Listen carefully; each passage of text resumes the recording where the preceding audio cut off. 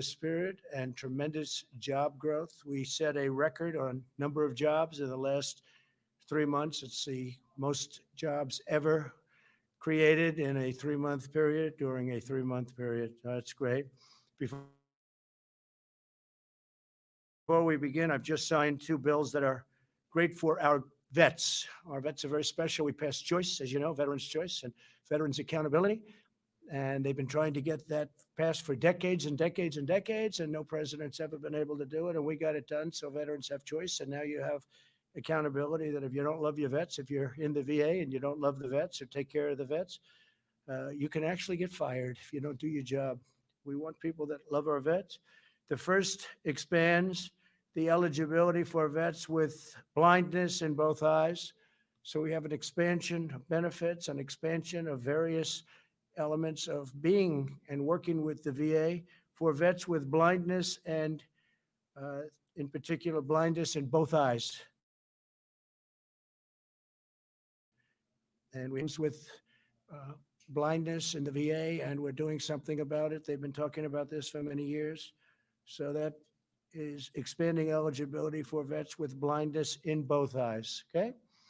Second is requires the VA to establish a treatment court program for vets who need treatment rather than punishment for certain nonviolent crimes. And you know what that all means. And it's really something that they've been trying to get done for a long time. The second requires the VA to establish a treatment court. So this is a treatment court program for vets who need treatment rather than punishment for certain nonviolent crimes. Okay, I think it's self-explanatory. We've wanted this for a long time. They've been trying to get it for a long time, and now we have it. And I want to thank everybody for helping us get that done. We had a lot of support from a lot of great people, including people in the VA. In the current negotiations, we have repeatedly stated our willingness to immediately sign legislation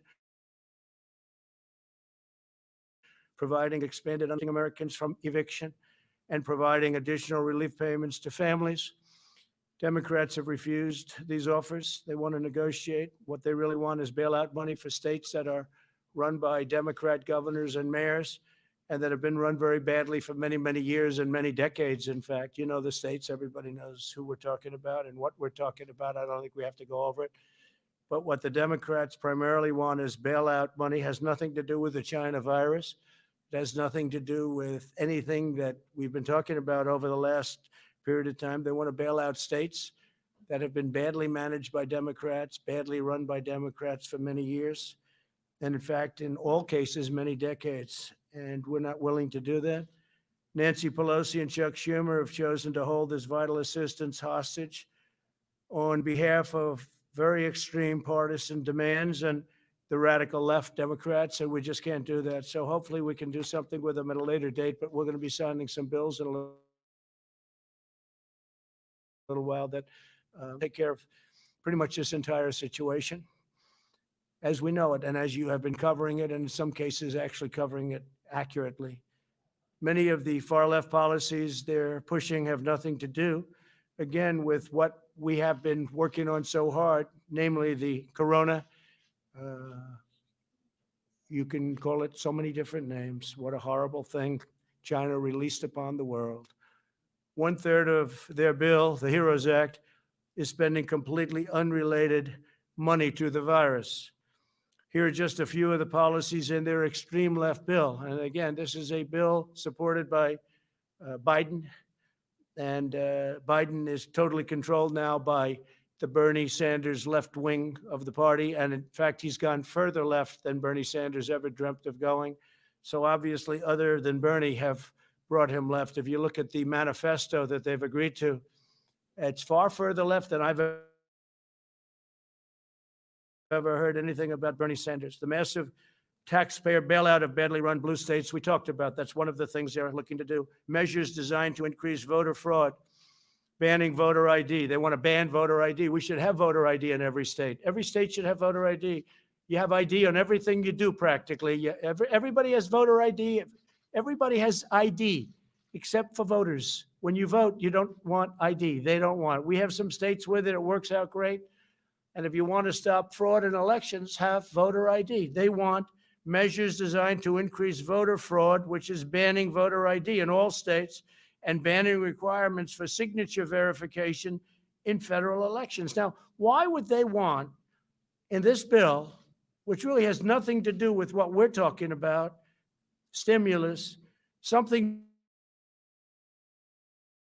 banning voter ID in every single state, including states where we already have it, because we have some states where we have it, Indiana and others that do very well. Why would they want to ban voter ID in all states? And why would they want to ban requirements for signature verification in federal election?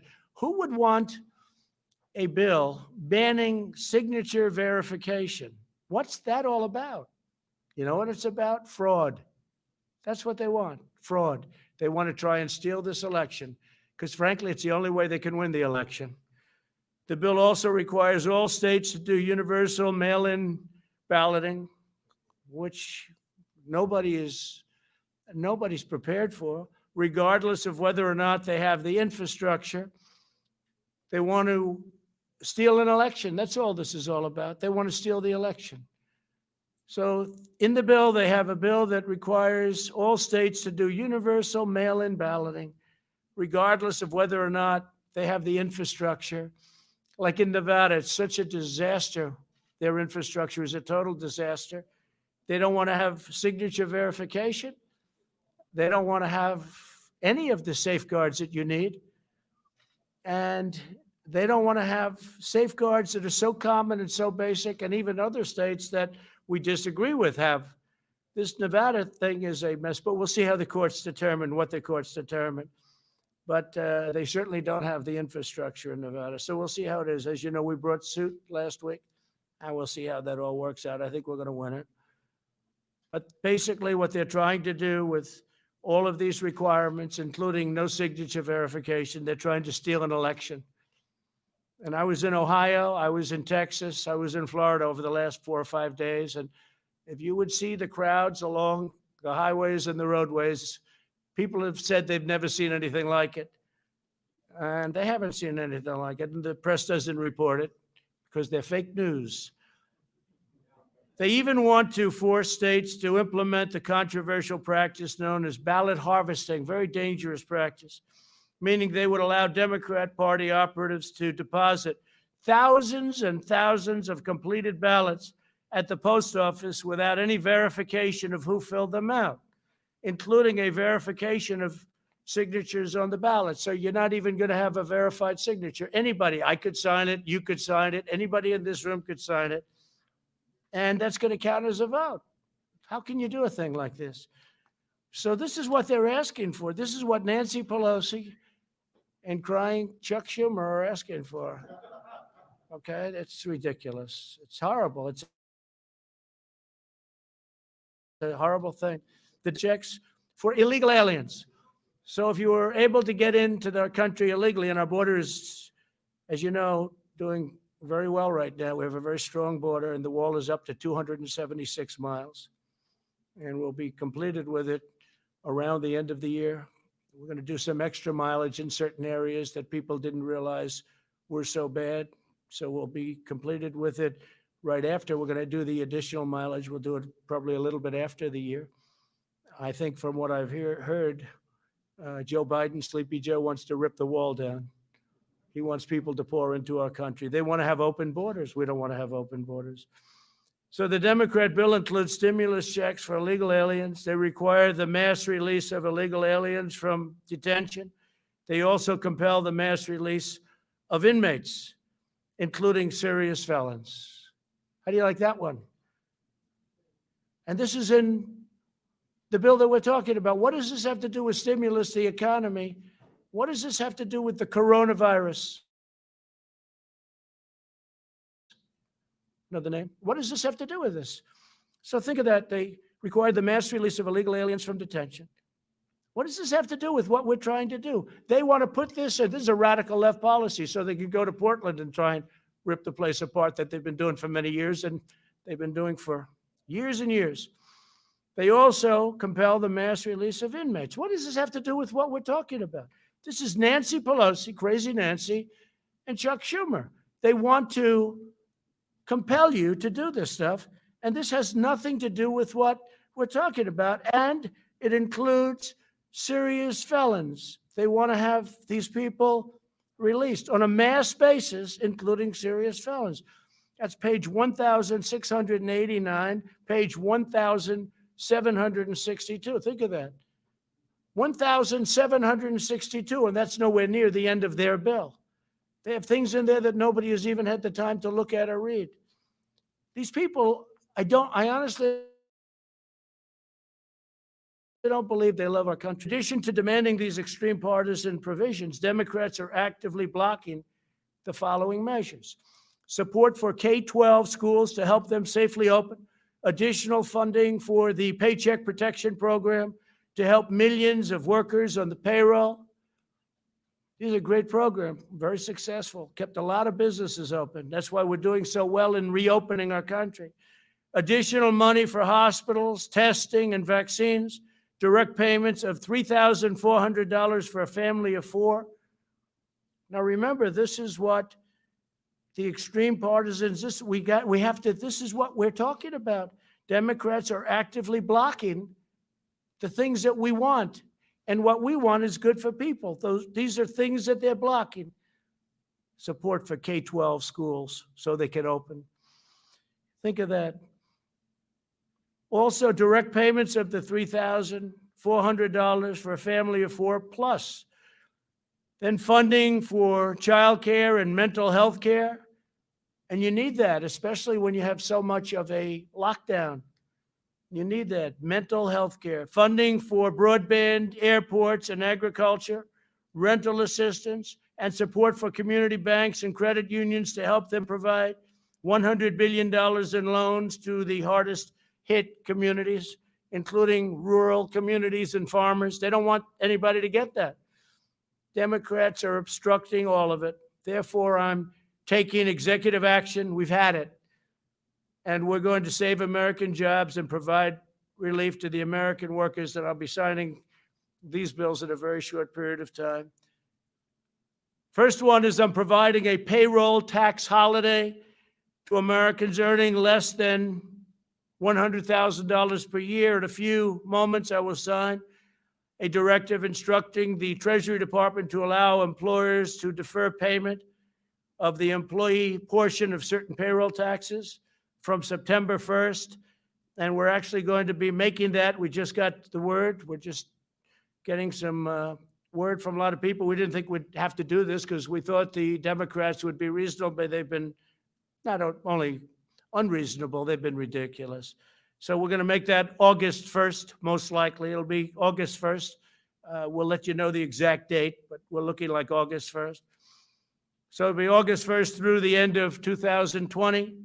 This will mean bigger paychecks for working families as we race to produce a vaccine and eradicate the China virus once and for all. And we're doing very good with the numbers. You see it's going down in Arizona very, very substantially and rapidly. Going down in California, going to Texas. Other areas are propping up a little bit, but we're watching them very closely. We understand the disease, and we're watching them very closely, especially our senior citizens and our senior citizens' residences. If I'm victorious on November 3rd, I plan to forgive these taxes and make permanent cuts to the payroll tax. I'm going to make them all permanent. Now, Joe Biden and the Democrats may not want that. They don't want that because they're adding $3 trillion in taxes. So they'll have the option of raising everybody's taxes and taking this away. But if I win, I may extend and terminate. In other words, I'll extend it beyond the end of the year and terminate the tax. And so we'll see what happens. Biden probably won't be doing what he's doing. Second, I'm signing an executive order directing the Department of Housing and Urban Development, HHS, and CDC to make sure renters and homeowners can stay in their homes. So I'm protecting people from eviction. Yet you've been hearing a lot about eviction, and the Democrats don't want to do anything having to do with protecting people from eviction. I said, let's do that separately. That could be a totally separate thing from passing along money so people can live. And they didn't even want to protect people from eviction. So they would get evicted. It's not their fault that this virus came into our country. It's China's fault and came into the world. By the way, a lot of the people, a lot of the states that were doing the best are having some problems. A lot of the states that we weren't thinking were doing the best are doing very well. You look at some of the countries involved, some of the countries that were really standing out as examples are now exploding, but they'll get it down. They understand it. We're dealing with them. We're dealing with a lot of countries. We're providing thousands and thousands of ventilators all over. We make a lot of ventilators. We've started off with very little, and we're making a lot. And we have thousands in our stockpile, but we're making thousands a month.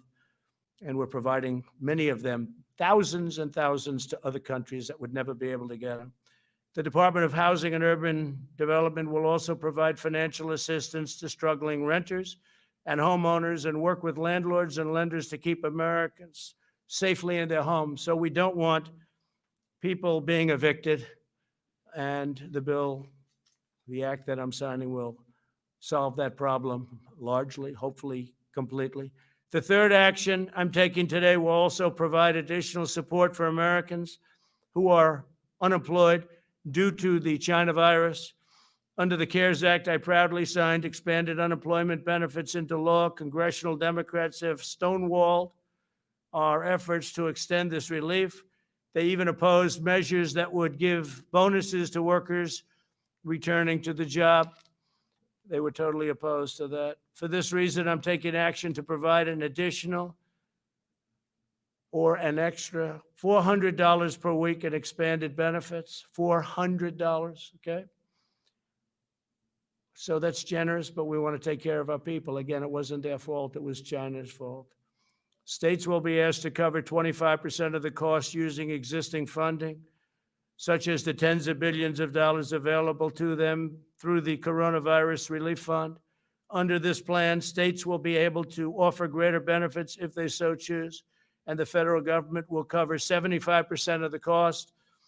So we're all set up. It's $400 per week, and we're doing that without the Democrats. We should have been able to do it very easily with them, but they want all of these additional things that have nothing to do with helping people. Fourth, I'm signing a directive providing relief to student loan borrowers. Earlier this year, we slashed student loan interest rates to zero. I don't know if people know that because the press doesn't ever report it, but maybe they're watching now. The press doesn't report a lot of good things that are good for the people and good for the country. Earlier this year, we slashed student loans, interest rates to 0% and suspended student loan payments, and Congress extended that policy through September 30th. Today, I'm extending this policy through the end of the year, and we'll extend it further than that, most likely right after December 1st. So we look like we're going to be extending that to pay. Again, not their fault that their colleges are closed down, and not their fault that they're unable to get what they bargained for. Through these four actions, my administration will provide immediate and vital relief to Americans struggling in this difficult time. And the beautiful thing about this difficult time is we're now coming back and setting records. We'll also ensure that our economic comeback continues full speed ahead, and with the $400 and all of the other measures that we're talking about, and we'll be signing in a little while, that will happen. We're further looking at additional tax cuts, including income tax relief, income tax cuts, and capital gains tax cuts. So we're going to be looking at that, capital gains for the purpose of creating jobs, and income tax is self-explanatory, and it'll be income tax for middle income and lower income people, but middle income people, because they pay a lot of income tax, and you do have tax inequality.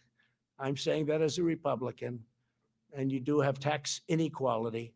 So we're going to be looking at income tax, and we're going to be looking at capital gain, maybe substantial, and we'll be reporting back fairly shortly on that. That's big news. That's big news, but very important. We want to have our jobs flourish. We want to have our companies do great. We want to have the 401ks, which are now at a level, if you look at the stock market, it's great. If you have stocks in NASDAQ, you're higher than you ever were, including even this is still during the pandemic, the stock market, because they see such incredible things happening, smart people. The stock market is at almost an all-time high. We're just short of it. And NASDAQ is higher than it ever was.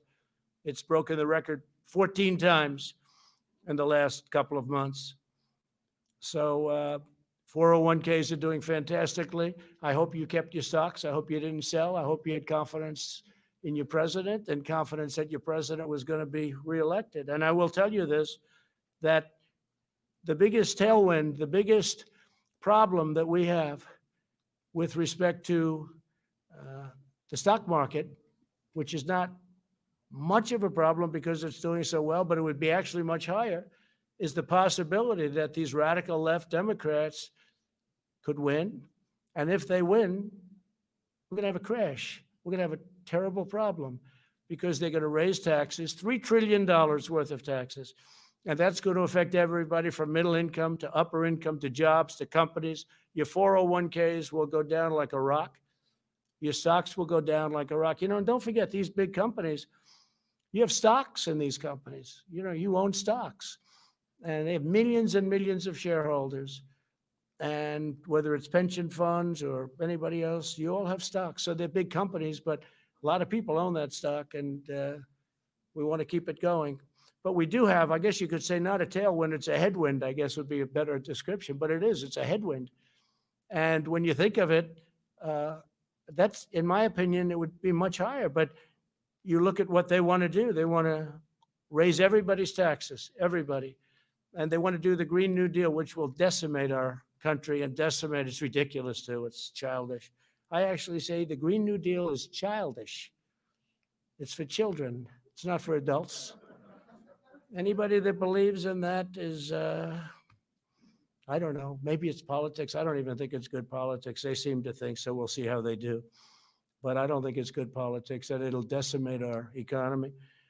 We've learned a great deal about this virus and how to treat it. Our strategy is to aggressively shield those at the greatest risk while allowing younger and healthier citizens to safely resume work and school. I notice that some of the Democrats that I would say are very strongly on the left are now coming out and saying we really have to open our schools for the good of the economy. I was shocked to see a couple of them. You know who they are. We urge all Americans to socially distance and avoid large crowds and all of the things that we talk about all the time. We have to go and make sure that everything's in good shape. We really are. We're coming back very, very strong. We're doing very well with the virus because all of those states that everybody thought would be in a bad position for a long time, they're all coming down. The governors have done a great job. Don't forget, we're dealing with governors. Some have done a fantastic job. All have worked hard. Some have done a much better job than others. And someday, if you'd like to know, I'll give you the good ones and the bad ones. We'll give you some good ones and some bad ones.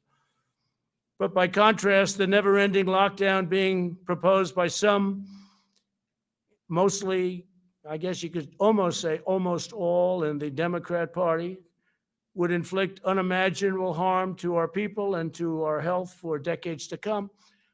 It'll hurt our economy, and they view that as a good thing. They actually view that as a good thing because they're interested in one date, November 3rd. And I actually think it's bad politics, and I think they're starting to come along because I'm seeing more and more people want to open up, and you see the devastating results of lockdowns too. You know, you have depression and suicide and drugs and alcohol and bad marriages. Marriages that were very good turn out to be very bad. It's an amazing thing, and it's who would think it? But people get along for 20 years. I guess they didn't know each other very well, and now they're not getting along. And you had the opposite also. You've had people that get along better. They like each other more than they thought. That's okay, too. That we like. But the other situation is very, very, very, very bad. We'll develop a vaccine. We're going to have it very soon, and we're ready to distribute it, and we've got the military ready. Logistics, it's called. And we'll end this pandemic, and we will rebuild the greatest economy in the history of the world. You know, we created the greatest economy in the history of the world, the highest stock market ever. And we're very close to getting that back. And that, I have to say, is way ahead of schedule. Highest stock market ever, best employment numbers for African Americans, Asian Americans, Hispanic Americans. And by the way, Hispanic Americans just set a record for new jobs.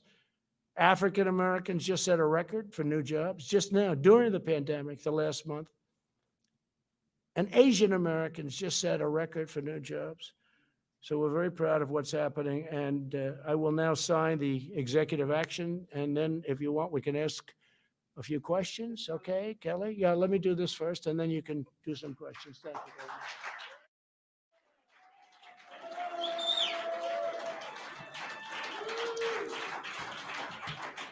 Okay, good. Okay, so this is for the authorization of other needs assistance program, major disasters declaration related to the coronavirus disease.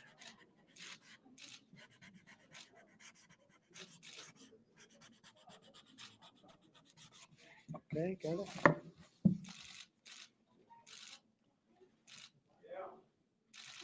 Okay.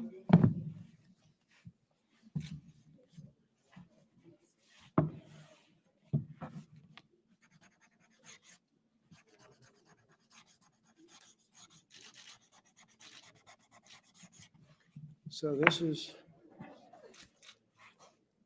authority invested in me. This is the payment relief during the COVID-19 pandemic.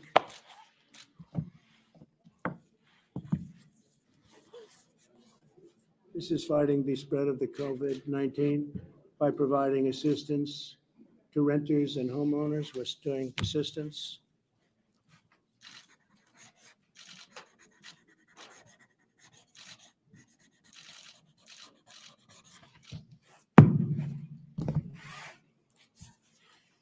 And this is deferral payroll tax obligations. So this is your payroll tax obligations, which we're going to end up terminating eventually, right?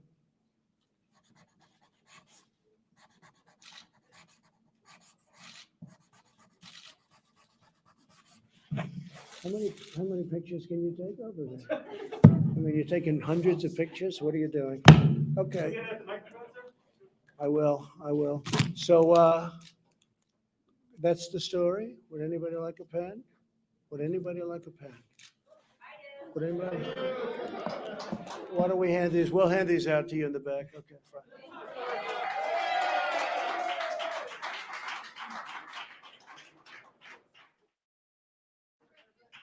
Yes, please. Yes, can we start with the $400, sir? So, just wanted to get your reaction. So, you say the states will have to cover some of this cost, sir. Which governors have told you that they would sign on? Well, if they don't, they don't. That's up to them. But if they don't, they don't. That's going to be their problem. I don't think their people will be too happy. They have the money, so I don't think their people will be too happy. But if they don't, they don't. But again, the states have the money. It's sitting there. All right, Kelly. Sir, why did you decide on $400 when previously families were receiving $600? Yeah. That will be a hardship for many. What do you say to them? Well, no, it's not a hardship. This is the money that they need. This is the money they want, and this gives them a great incentive to go back to work. So this was much more than was originally agreed. The 600 was a number that was there. And as you know, there was difficulty with the 600 number because it really was a disincentive. Yeah, go ahead, please. Mr. President? Sir, the payroll tax cut was opposed by both parties on Capitol Hill. Can you give your rationale as to why you think that's important, particularly since it Yeah. doesn't help Americans? Okay. Don't have to- It helps people greatly. It helps our country get back. And anybody that would say anything different, I think, is very foolish. Everybody wanted it. By the way, the Democrats want it. The Republicans want it. They just couldn't get it. They just couldn't come to an agreement, but everybody wants it. And the very important thing is the people want it, and the people need it. Mr. President, you said that this will pretty much take care of the entire situation, but as you said, there's not money for reopening schools, other important items. Is your administration willing to go back to Democrats to try to actually? Well, the answer is yes, but we have money to do other things. So we have a lot of money that was unspent, and we'll be able to do things with the money that was unspent. We have significant money that was unspent, and we will be able to use that for different purposes. Go ahead. Mr. President, Go ahead. when will this relief get in the hands of Americans that need it? What date? We think it's going to be very rapid. We want it to be very rapid. It's going to be distributed in a way that whichever the fastest way, there are various methods, and it will be rapidly But distributed. you're also expecting legal challenges with this, right? I didn't say that. No, I didn't say that. Yesterday, sir, you said that you were expecting I said, what I said is people can do whatever they want. I guess maybe they'll bring legal actions, maybe they won't, but they won't win. They But won't again, win. if legal action is brought against you on this, why not just work with Congress on this deal? Well, I'm not saying they're not going to come back and negotiate. They might very well come back and negotiate. You're signing an executive order today, and Americans want to know when they're going to see this relief. Very soon. They're going to see it very soon. Look, there it is, right there. Excuse me. There it is, right there. Go ahead. Mr. President, though, this is expected to be tied up in the court, so this relief is either going to be delayed or. Oh, I don't think so. I think this is going to go very rapidly through the courts. This will go if we get sued, maybe we won't get sued. If we get sued, it's somebody that doesn't want people to get money. Okay? And that's not going to be a very popular thing. Go around Congress. So you're trying to set a new precedent that the No, president can go no. around Congress and decide. how You ever to hear the spend word money. obstruction?